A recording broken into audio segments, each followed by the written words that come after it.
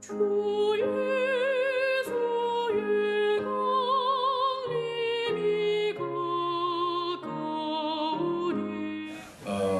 혼인잔치라는 것은 우리가 살아가면서 평생토록 정말 중요한 잔치죠. 근데 우리나라의 혼인잔치와 이스라엘 나라의 혼인잔치는 좀 차이가 있습니다. 어떻게 보면 우리는 결혼식에 누군가가 오면 참 고맙고 감사하지 않습니까? 그런데 이스라엘의 혼인잔치는 자기가 청한 사람만 와야지 청함받지 않은 사람이 오게 되면 그것은 그 가족을 무시하는 거나 똑같습니다. 또 하나는 뭐냐면은 내가 누군가를 청했는데 그 사람이 혼인잔치에 오지 않았다. 그러면 원수질복을 잡고 혼인잔치 안 가야 돼요. 그만큼 이 혼인잔치는 이스라엘 백성들에게는 굉장히 중요한 의미가 있었습니다. 근데 오늘 예수님께서 혼인잔치 비유를 통해서 택한 자와 청한 자에 대한 그런 구분을 해주고 계십니다. 우리가 그래서 방금 인사를 할 때 택함 받은 자로서 열매를 맺으며 삽시다 그렇게 얘기를 했거든요. 그러면 청한 자는 누구이고 택함을 받은 자는 누구냐, 이 부분에 대해서 예수님께서 너무나 답답하시니까 비유를 통해서 이스라엘 백성들에게 교훈을 주시는 장면이 오늘 본문 말씀에 나와 있는 장면이다, 이렇게 볼 수가 있습니다. 이 본문 내용은 오늘 1절에서 14절까지만 내용이 아니라 실질적으로 15절에서 46절까지 보면은 바리새인, 헤롯당원, 사두개인, 그리고 거기에 동조하는 사람들, 그래서 예수님을 어떻게 해서든지 좀 무너뜨리고 싶은 사람들, 그래서 이 질문을 통해서 예수님을 답을 못할 것이다 라는 그 질문 공세도 있었고, 그리고 어떻게 해서든지 예수님이 그리스도가 아니라는 사실을 이야기하려고 했던 그 무리들에 대해서 예수님은 미리 그것을 아시고 비유를 통해서 말씀하고 계셨다고 볼 수 있습니다. 물론 예수님께서 마지막 부분에 가서는 읽지는 않았지만 너희는 그리스도가 누구라고 생각하느냐, 그리고 그리스도가 그리스도에 대해서 어떻게 생각하느냐라고 질문을 하는 장면까지 나옵니다. 그래서 예수님은 마지막에 그리스도에 대해서까지도 그들에게 질문을 하면서 오늘 본문 말씀이 얼마나 중요한 말씀인지 이 당시에 이스라엘 백성들과 오늘 우리에게 주시는 참된 교훈 이 속에 다 담겨져 있다라고 볼 수가 있는 것입니다. 물론 우리 예수님께서는 이스라엘 백성들만 위해서 오신 건 아닙니다. 온 인류를 위해서 오셨죠. 그래서 사마리아 땅끝까지 내 증인이 되라 이렇게 말씀해 주셔요. 그러니까 우리 예수님은 점진적으로 복음을 전하기를 원했고, 그리고 모든 백성들이 하나님의 백성이 되기를 원하는 것이 하나님의 뜻임을 알 수가 있는 것입니다. 오늘 내용에 보면은 좀 간단히 설명하면 천국은 마치 그렇게 얘기합니다. 자기 아들을 위하여 베푼 어떤 임금과 같다 이렇게 말씀하고 있습니다. 자기 아들, 그러니까 임금님이 자기 아들을 위해서 잔치를 베풀어 줬는데 마치 천국은 이와 같은 형태를 띠고 있다라고 이야기를 하고 있습니다. 그래서 그들을 청하기 위해서 종들을 보냈다 이렇게 먼저 얘기를 합니다. 이 당시가 어느 당시냐면 예수님의 공생의 3년이라는 그 기간 동안에 끝부분에 해당되는 부분입니다. 그러니까 예수님께서는 클라이막스, 어떻게 보면은 이 백성들에게 내가 그리스도라는 것을 확실하게 전하려면 그리스도가 아니라는 반대되는 사람들이 있어야 되지 않겠습니까? 우리 주님은 그것을 충분히 이용해 주셨어요. 그래서 이것을 통해서 이제 이 혼인잔치 비유를 통해서 종들을 보냈다, 지금까지. 그래서 종들을 통해서 하나님 나라는 어떤 것이고 계속 청했습니다. 하나님 나라에 들어와라, 그리고 하나님의 말씀을 믿어라 하면서 종들이 청하면서 오라 이렇게 했는데 오기를 싫어했다 이렇게 얘기를 했습니다. 어느 정도로 이 혼인잔치를 청했는데 이스라엘 백성들이 청하면 와야 되지 않습니까? 얼마나 무시를 했는지 그들이 오기를 싫어했다. 이렇게 이야기하고 있어요. 그래서 하나님께서는 이렇게 되면 안 되겠다 해서 또 초청을 했습니다. 또 다른 종들을 보내서 오찬을 준비를 하고 소와 살찐 송아지를 잡아서 모든 것이 다 준비가 되었으니 다시 혼인잔치에 오소서 이렇게 이야기를 하니까 이제 그들이 돌아보지도 않고 한 사람은 밭으로 가고 한 사람은 사업하러 갔다. 그리고 남은 사람이 종들을 죽이기까지 했다. 그래서 결국은 임금님이 이 모습을 보고 화가 나셔서 그 동네를, 그 지역을 이제는 살인한 자들 진멸하고 동네를 불살랐다. 그러면서 이에 종들에게 이르기를 혼인잔치는 준비되었는데 그리고 나서 청한 사람들은 많이 있었는데 이렇게 택한 사람들이 없다라고 하면서 우리 예수님께서 비유로 말씀하십니다. 자, 일단 여기까지가 우리가 한번 간단하게 좀 설명할 필요가 있습니다. 그 뒤에 보면 대거리에 나가서 이 사람 저 사람, 악인이든 의인이든 착한 사람이든 어떤 사람이든지 간에 다 불러서 혼인잔치에 다 오도록 해라. 그러다 보니까 혼인잔치에 사람의 수가 많이 찼더라 이렇게 이야기를 하고 있습니다. 그래서 여기에서 보면은 임금님은 하나님을 얘기를 하고 있는 거죠. 그의 아들은 누구죠? 예수님을 이야기를 하고 있는 거예요. 그리고 종들은 선지자들이죠. 선지자들이 와서 아무리 복음의 말씀을 전해도 이 종들까지도 다 죽였다. 그리고 청한 사람들은 바로 누굽니까? 이스라엘 백성들이다. 오늘날로 말하면 저와 여러분들을 하나님께서 청해 주셨다는 것입니다. 혼인잔치는 뭐죠? 천국잔치를 신부 신랑이신 예수님과 신부인 우리가 한 몸을 이룰 수 있는 그 자리가 혼인잔치라고 주님은 비유로 말씀해 주었습니다. 오늘 이 비유를 통해서 하나님께서 이렇게 말씀하십니다. 아들을 보내어서 이 아들을 통해서 하나님 나라의 천국잔치를 이루고 모든 사람들이 하나님의 자녀가 되기를 원했지만은 이 백성들은 도무지 예수님을 믿지를 않았고 복음의 말씀을 믿지를 않았다. 그래서 결국은 너희들은 멸망을 당할 것이다. 그래서 실질적으로 예루살렘이 2번 멸망을 하는데 언제 멸망합니까? 바벨론 포로 생활을 통해서 바벨론이 이스라엘 백성들을 멸망시켰죠. 그때 한번 예루살렘이 멸망을 했고 예수님이 이 말씀을 하신 뒤에 어느 정도 지나서 로마 제국에 의해서 이제 이 예루살렘이 멸망당하고 말았습니다. 예수님의 말씀은 그대로 이루어지고 말았습니다. 그래서 실질적으로 예수님께서 이루시는 예언의 말씀을 해주실 뿐만 아니라 실질적으로 이것을 통해서 우리에게 주시는 영적 교훈까지도 오늘 우리가 받아들일 수 있는 계기가 될 수 있다는 사실인 것입니다. 어떻게 보면은요, 혼인잔치에 가득했을 때 임금님이 왔다. 하나님이 손님을 보러 왔다. 이 말은 뭔 말이냐면은 하나님이 혼인잔치에 청했는데 청한 사람들이 많이 있어요.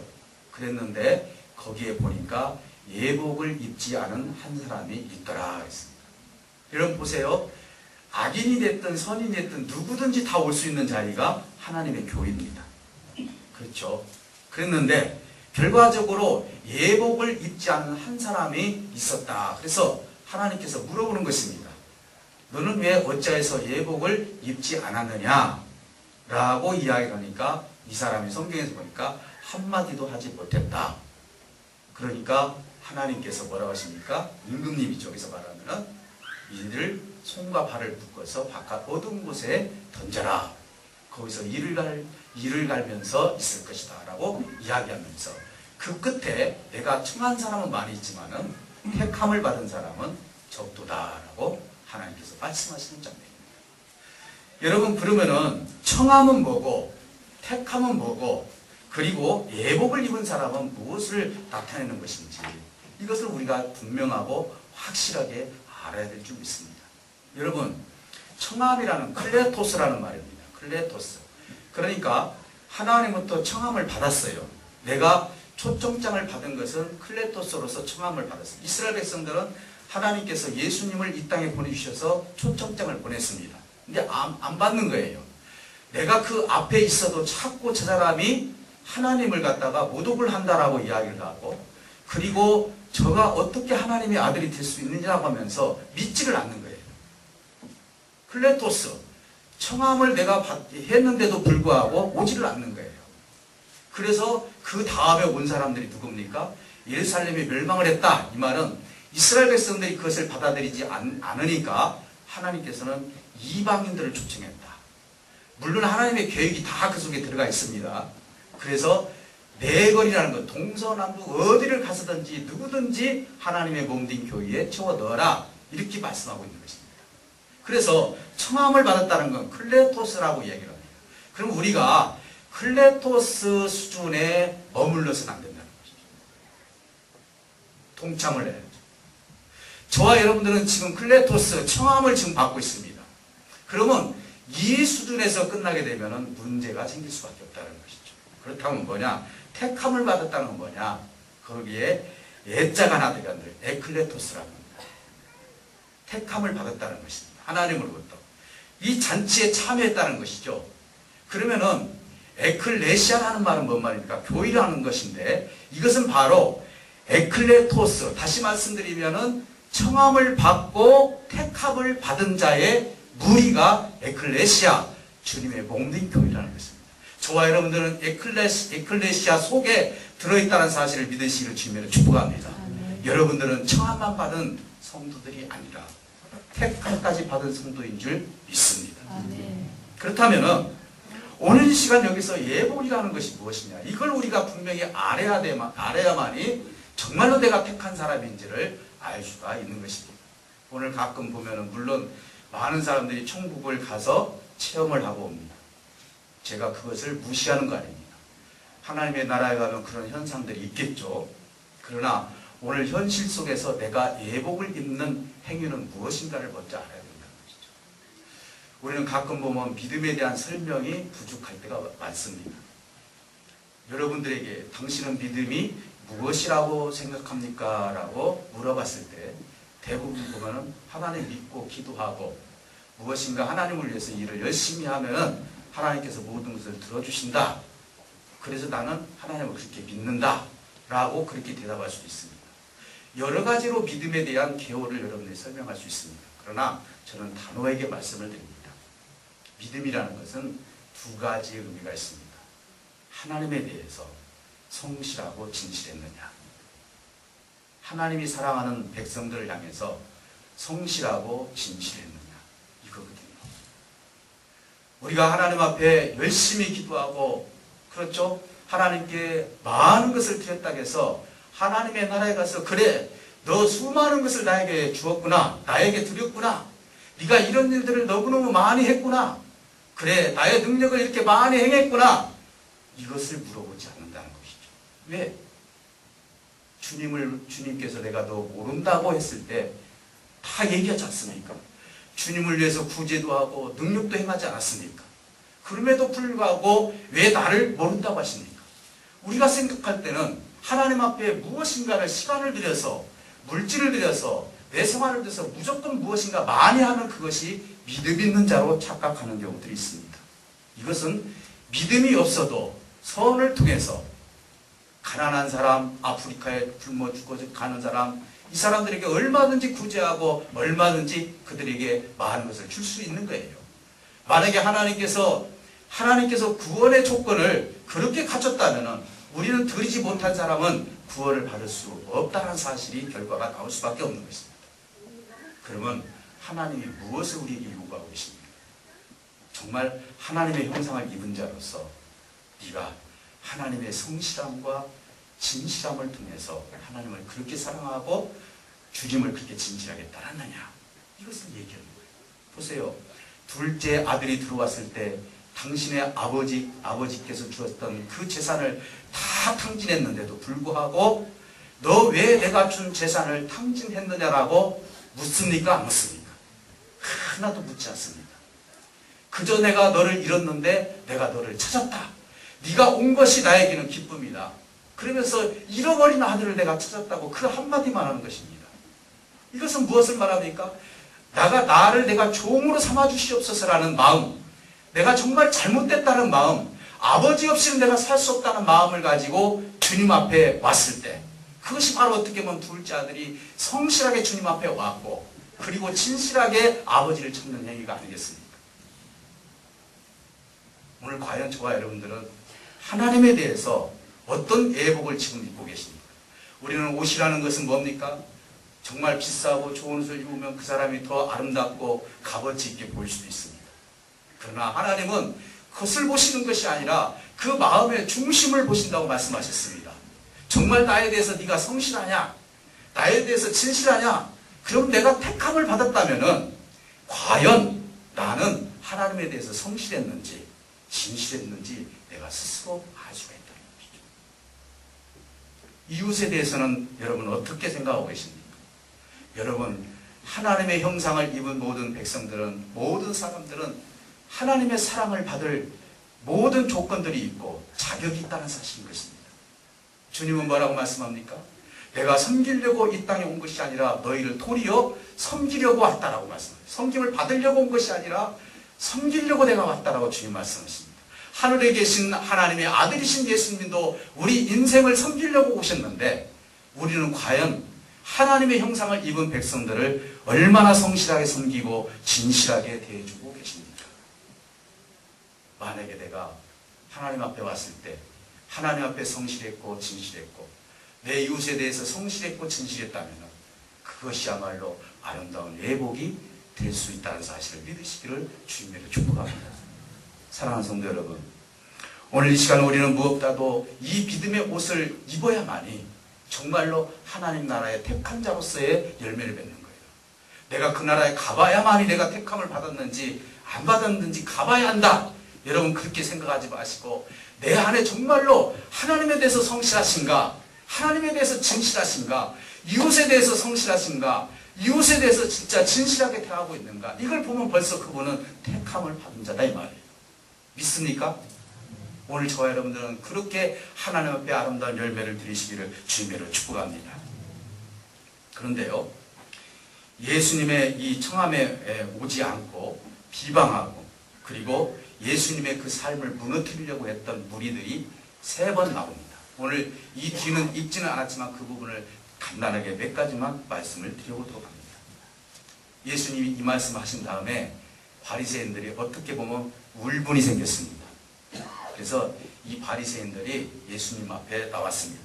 거기에 어떻게든지 울무를 걸어서 예수님의 말꼬리를 잡아가지고 예수님을 넘어뜨려야 되겠다 했던 것이 가이사의 세금 문제를 이야기합니다. 여러분 얼마나 교묘합니까? 이 말씀을 듣고 우리 민족이 잘못됐구나, 정말 이분은 그리스도구나 라고 빨리 깨닫고 그분 앞에 엎드리는 것이 정상이 아니겠습니까? 그런데 이 비유의 말씀을 듣고 예수님께 물어봅니다. 예수님은 참으로 위대하십니다 하면서 아부를 다 떱니다. 그러면서 예수님은 이 로마 제국에 세금을 바치는 것에 대해서 어떻게 생각을 합니까? 라고 묻습니다. 그때 예수님은 이들이 악한 질문을 하고 있다는 것을 벌써 알으시고 그들에게 묻습니다. 너희 주머니에 동전이 있다면 꺼내보아라. 동전, 로마 동전이 있는데 거기에 가이사 그림이 있고 그리고 가이사의 그 글이 있습니다. 오늘날로 말한다면 만약에 우리나라 지폐가 불상으로 다 만들어졌다면 하나님께 드린다는 것이 좀 그렇지 않습니까? 물론 지금은 그건 다 초월을 했지만 이 당시에 성전에서 그걸 가지고 헌금을 드린다는 것은 있을 수가 없었습니다. 왜? 가이사가 신이었기 때문이었습니다. 이들은 그것을 누렸습니다. 세금을 바치라 하면은 예수님께서는 어떻게 보면은 우상 숭배하는 이 부분에 대해서 걸려들 수가 있거든요. 그러면서 그 동전을 앞에 놓고 이렇게 얘기합니다. 가이사의 것은 가이사에게 바치고 하나님의 것은 하나님께 바치라. 얼마나 명답입니까? 오늘 그 성경 읽지는 않았지만 너무나 놀래가지고 이들이 더 이상 질문을 하지 못합니다. 우리 예수님은 이제 공생기간을 다 마치면서 아주 진실하게, 아주 강력하게 하나님의 세계에 대해서 철두철미하게 그에게 말씀하고 있습니다. 그러고 나니까 사두개인들이 또 왔습니다. 사두개인들은 부활이 없다라고 믿는 사람들입니다. 그래서 사두개인들이 와서 부활에 대해서 묻습니다. 모세 율법에 의하면은 7의 형제들이 있는데 한 여자가 시집을 왔는데 큰 아들에게 시집을 들었는데 그 아들이 죽었다면 다음 아들로 들어가는 것이 모세 율법에 있습니다. 그렇게 해서 둘째, 셋째가 다 죽고 나자 7째까지 다 죽고 그리고 나서 그 여자도 그 아내도 죽었습니다. 과연 그렇다면 부활 후에 이 여자는 누구의 아내가 됩니까? 라고 묻습니다. 참 기가 막힌 질문 아닙니까?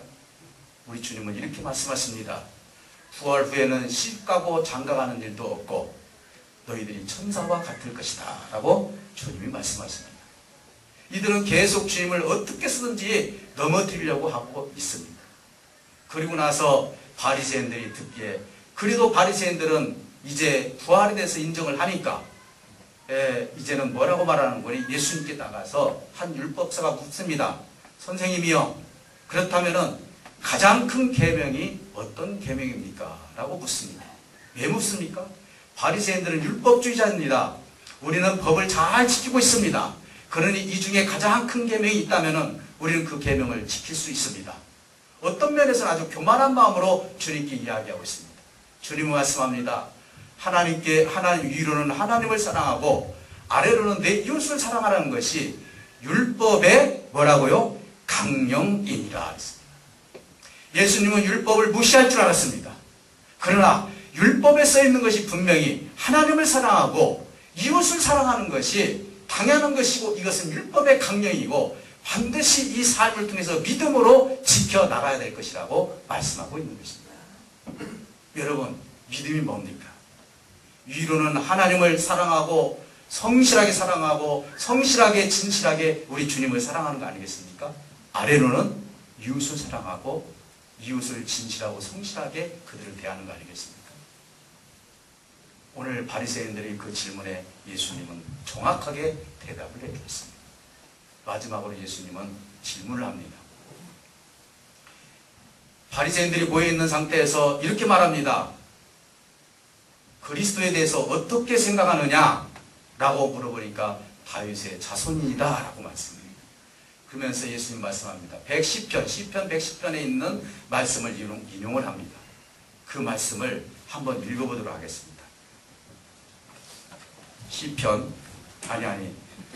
오늘 본문 말씀을 읽어봅시다. 마태복음 22장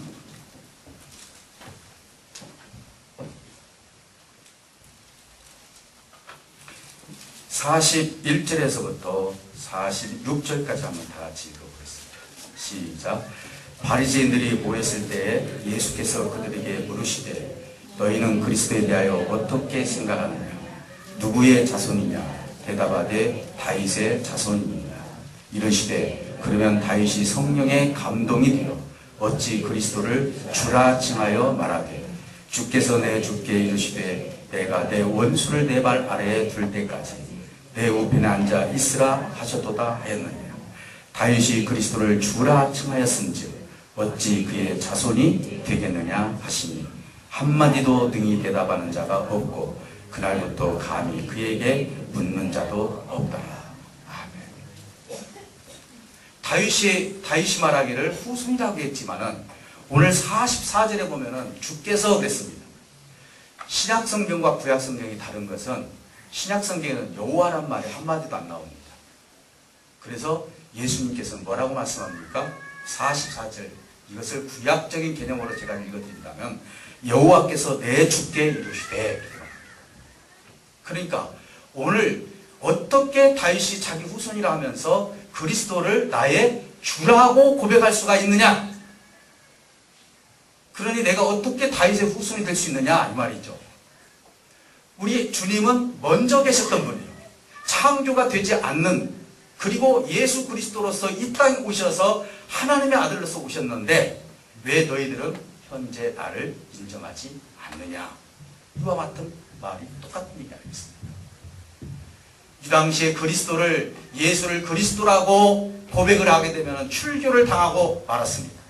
지난번 날 때부터 소경이 된 자가 예수를 그리스도라고 만약에 말을 한다면, 그 아버지가 예수를 그리스도라고 말을 하게 된다면 출교를 당할 수밖에 없습니다.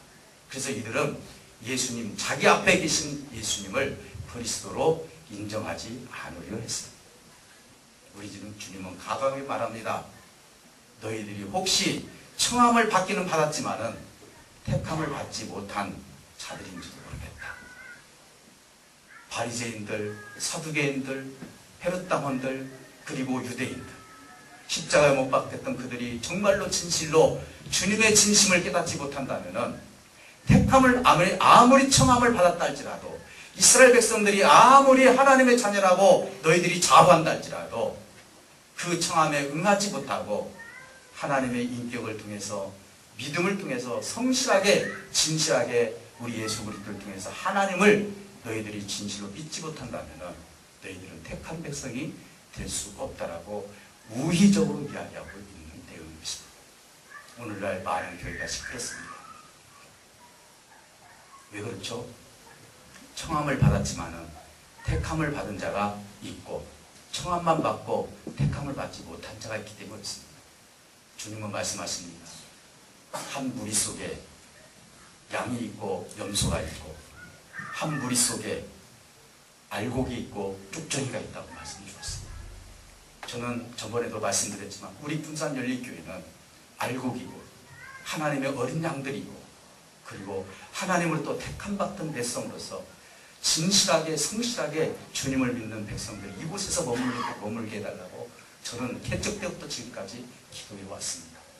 여러분, 하나님을 어떻게 믿고 계십니까? 내가 무엇을 했더니 하나님께서 이렇게 주셨다? 좋습니다. 그것도 하나님의 역사입니다.